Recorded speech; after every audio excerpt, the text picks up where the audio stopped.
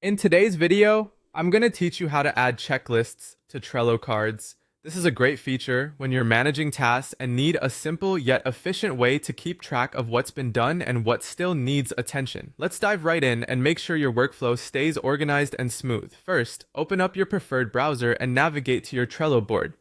You'll want to be on the board where you want to add your checklists. Once you're there, the next thing you need to do is identify the specific card where the checklist is required.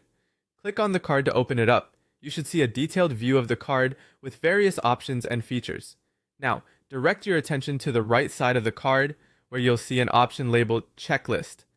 Click on that, and a mini window will pop up, asking you to name your checklist. You can give it a specific title that reflects the tasks within, or if you prefer, you can leave it as the default name, Checklist. Giving it a specific title can be particularly helpful if you plan on having multiple checklists within the same card, as it allows for easier navigation and organization later.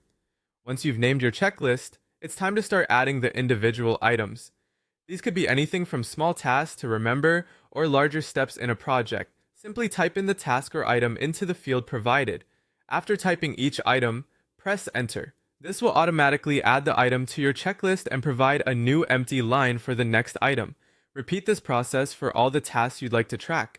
As you progress through your tasks, you can check off each item in your checklist. To do this, simply click on the checkbox next to the completed task. It's satisfying to see them checked off one by one and serves as a good visual cue for what still needs to be done. What's really handy about Trello is that every time you check an item off, the progress bar at the top of your checklist will update automatically.